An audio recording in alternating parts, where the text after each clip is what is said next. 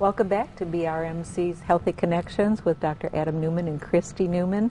So glad that you're here, and we've been talking about breast reconstruction. And we were also talking during the break about the Pites Cancer Support House. I know that you go in there and do some of the lectures that they have, the lunch and learns. The lunch and learns, yeah. With the rare exception that I worry about people losing their lunch when I'm talking about surgical issues, I think it's a great forum for ladies and guys as well to come ask questions. And I talk about various subjects, but obviously breast reconstruction is one of the more common ones we talk about because it just affects so many people. And like Christy said during the break, they offer such a valuable resources for our ladies, and so many people just don't even think about that. And sometimes, like so when you have the deer in the headlights, new cancer diagnosis, you don't even know what you need. So that is a great place to start. Absolutely, walk through the doors. Want to have the social issues. Some people don't. It's not, it's not about us trying to cram everybody into a mold. It's about having those resources there, so when people have questions, they can ask without having the feeling of everybody. Right. They can make an informed decision. Exactly. Right. By, as Christy said earlier, by empowering yourself, by gaining the knowledge.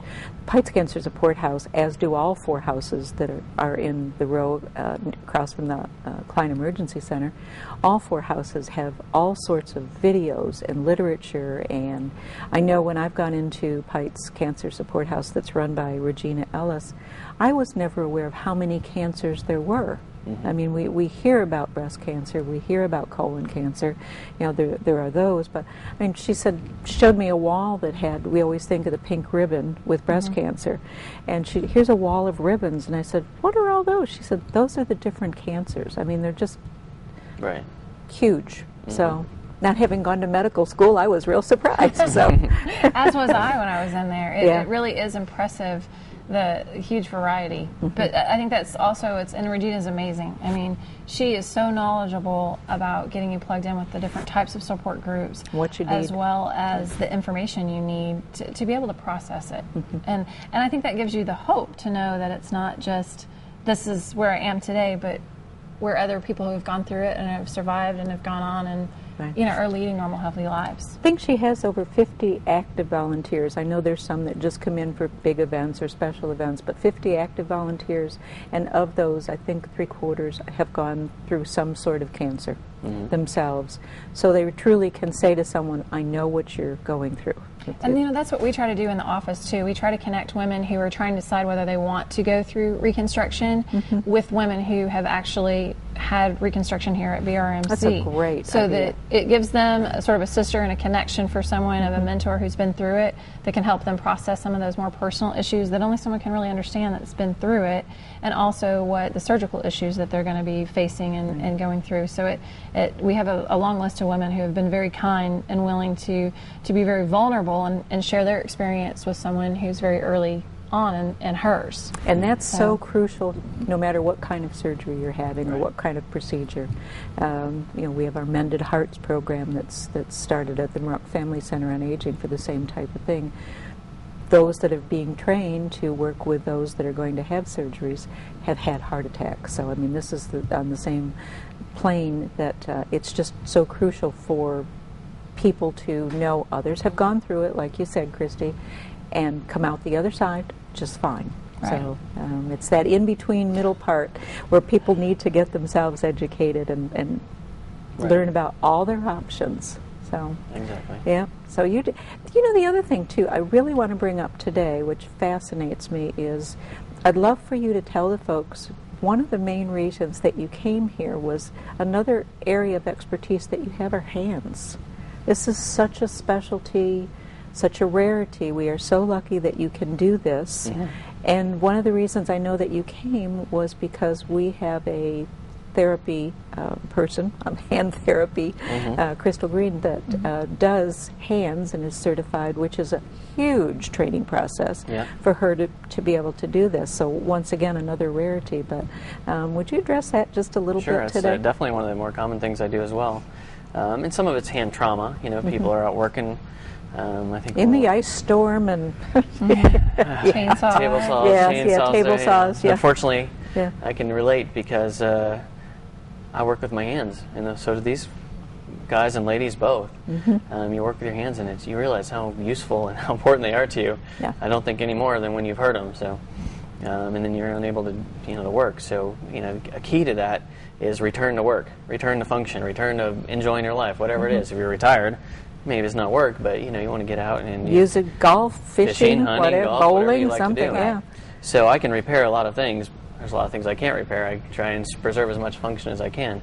But until Crystal Henry gets to them and they get the rehabilitation, what I do is almost worthless, which is, sorry to say, I wish I could make everything perfect again, but a lot of it's putting things back where they are, and then things scar, and if you don't follow the rehabilitation properly and get through that, then you're not going to get the benefit that you really need. And so she's been instrumental to so many people in this area getting that function back, and I couldn't appreciate her more. Yep, I know that, but as I say, I know that was a real something that you wanted to be sure that we had here. Yeah, for sure. So, and I think that's I'm sorry, I mean, okay. But that's another myth. A lot of men go, "Oh, he takes care of only women," but women's hands is a very universal thing. Yeah, so when the men come in, they go, "Oh, I never thought I would walk into the office of a plastic surgeon," and it's one of those things people don't understand, that's another component. Can they drop in for information? Can anybody just drop by Absolutely. that has Absolutely. questions and drop by? They can call. The number is pretty easy. It's 425-NEW-YOU, which is new man, new you. We all kind of went together. Yeah. And it's 6398 for people that don't have letters on their phones anymore. Okay. Yeah. I have no letters on my phone anymore. But so that's an easy way to find us, and I still do all the. I'm a generalized plastic surgeon, so. There's some things I had to give up. I'm not going to be able to do face transplants in Mountain Home. It's just not going to be possible. And it's pretty exciting to see the things that are being done in the world and those skills that I have that other people are using even in more fantastic ways. Whether that's reconstructing somebody who's been, ravaged by war. I mean, some of these things we are seeing at our national meeting just a month ago were fantastic. Burn rehabilitation, things like that. And we have a lot of those facilities, in the bigger areas. But what I've been able to bring to Mountain Home has been fantastic as well. Absolutely. All the way from little reconstructing things from, when I say little, it's big to the person who has it that's missing their nose, and I reconstructed a nose using a forehead, things like that. Really? Wow. Yeah, some really neat things. I had a gentleman a couple weeks ago who had he's missing half of his lower lip, and he's constantly drooling. And I was able to reconstruct his lower lip to, give him a normal mouth where it looks normal again. He's just a few weeks out now. He's back to full function. Where do you take those body parts from? I don't know how to ask the question. In this case, it's called a carapansic flap, and I rotated it from around the top part of his lip to recreate and get his function back in his mouth. Now, at this point, it's a little tight, but over the next several months, it'll stretch out, and he'll look and I don't think you'll even really be able to tell the scars because the scars around your mouth are very similar, or the normal contours around your mouth are very similar to where the scars lie. And so I can't not make scars, but I can hide them as good as I can, and that's the secrets of plastic surgery. Yeah, the real art. It's not like I have any other ability. I can't make scars not be there, but I can try and hide them. We do that as much as possible, reconstructive or cosmetic. Yeah. And another thing people don't think about is how much cosmetic surgery might happen in Little Mountain Home. It's 75% of my practice, truth be told. Really? Yeah. Because it's for everybody. And I didn't get into this to be, if I wanted to do Beverly Hills, I'd be in Beverly Hills. I want to be in Mountain Home. That's where I want to be. There's some... Great place for the kids. You bet. Fantastic. And we have 3 children. We love it here. We love the area. And we're able to practice the kind of medicine I want. And I didn't think it'd be this busy. It's crazy. Well, you had some sort of a seminar at your office not too long ago. Yeah, we did, and we showed off some of our newer things. One of the things we have is cool sculpting, which is a non-invasive way to spot treat fat. There's cool sculpting, there's liposuction, and there's tummy tucks. Only ways you can get rid of fat in certain areas, either cut it, suck it, and this is the only non-invasive way that's actually... How does that work? It literally freezes the fat, and then your body absorbs it. So you don't actually get injected with anything.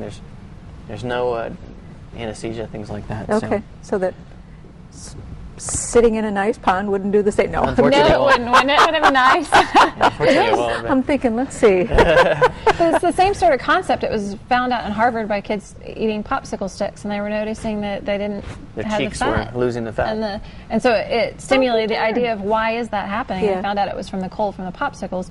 So it's a suction device. You do it in that office. It's 1 hour per area. You can do multiple areas, and you can go straight from there to the And gym. just to, go work out. Really? You know, Yeah. back to the Does work. it last? It does. It spot treats the fat that's gone. Is it the end all be all? No, Yeah. they don't make a bodysuit, and you can't do every area. I mean, it'd be great if it did, right? So Sign me up. And you still have to be sensible, you know? Yeah. As much as I love Pizza Hut buffet. Yeah, If you yeah. go every day, you know, your body's going to find someplace else to put that, even if Yeah. you've treated that area. Yeah, So. exactly. and it's got its role. Liposuction is another great option, but it's more invasive.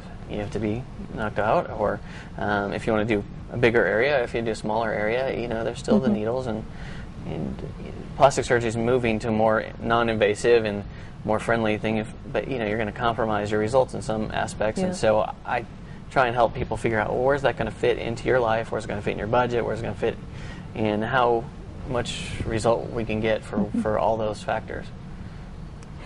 When you were at a convention, you mentioned not too long ago, I'm just curious, were there a lot of robotics coming out for plastic surgery? We're seeing robotics for so many other types of surgery, and I just wondered. The point is, with those is the invasiveness. So I mean, we've actually pushed the forefront of this. In fact, it started off with kidney transplants, even before I think it got to the prostate. And when I was in my training, they were using the University of Michigan for the transplants, even at that time, and that was, you know, early 2000s. Yeah. So they've come a long way even with that technology. And as far as the plastic surgery goes, you know, we're able to do minimally invasive, like endoscopy, where you can get in with a camera. We do that for forehead lifts. I do that for breast augmentations. Even that's pretty on the forefront. You know, there's not a lot of people. I'm not sure if there's anybody else in the state that would do a breast augmentation through an endoscope like I do. I know at least one person in Springfield, but even with the other 9 or 10 doctors up there that are plastic surgeons, I was the only one in my group at the time that did it that way. So some of that's still new, and we're trying to. Because there's less bleeding, there's less recovery time, and the less invasive it is. And obviously, with plastic surgeons, again, is trying to hide scars. That may not be so much the case don't with make somebody them. having a prostatectomy, but what you're trying to do is make it so it's not so obvious that you had things, so that you look natural and you feel better about yourself. Because if you're doing things that make you feel unnatural, whether it's, you know, maybe fitting some of those stereotypes of plastic surgery where somebody's face is pulled too tight, or their breasts are too large, or their lips are too big, or if they have Botox and they have no expression, those are all bad things. Those are not good. You know, we want to look natural, we want to feel good about ourselves. Absolutely. And so finding that harmony in what you're is wanting real key. is definitely key. Do you do breast reductions? I do a lot of breast reductions. Okay, I would think that I know I have a family member that just a very large gal, and her back, the backaches that she was getting, and there's a name for it when your breast Shoulder grooving, yeah. shoulder grooving. Okay, and And insurance will pay for breast reductions. You That's have to what have I it wondered. documented through your primary care physician, your chiropractor, and if you're having the shoulder notching, the rashes under your large breast, the upper back pain, neck pain. The constant pull. Yes, Yeah. and those things, if they're documented through your primary care, then you can submit a request to the insurance company, and then they also want to know a certain amount of grams that to be removed. And he actually did one of his larger breast reduction surgeries a while back and removed close to 1,700 grams, which equals like almost 6 pounds of. oh my goodness, You know, Well, per side, so together, yeah, almost 6 pounds. wow, so instantly to have that is, and that's something that a lot of people aren't aware of. They consider that, well, that's still cosmetic. Well, no, it really has a direct health benefit. Sure. And the women, even the week after post-op, they're still very, very tender, but they're still like, oh my gosh, this is wonderful. this is just like literally a weight has been lifted off. I mean, it is. So it does. It's that's one of the fun things is to see people who kind of come in and they're somewhat trepid about not sure that this is the right thing or not, and then they're so pleased, and it makes such a nice health benefit and it for just them. really, I mean, they can get out and get healthy. Right. Yeah. And really active. stimulate And that. active, yeah. And a lot of the cosmetic part does that too, is get over that hump so that you can get on and enjoy life. And same with reconstruction, you know. You know, a lot of people don't ask for the cancers, but you know, to live with a defect is not fun either. So No. And it's not vanity. No, to no, want to do not in the something least.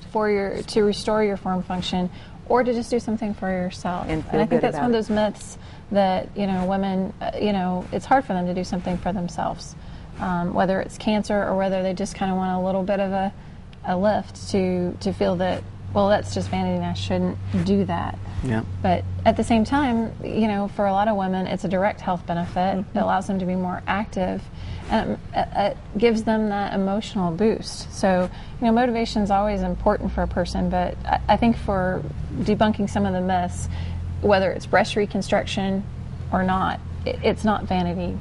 I agree, absolutely. And you helped our folks that watch every week, and I want to thank you both for being here.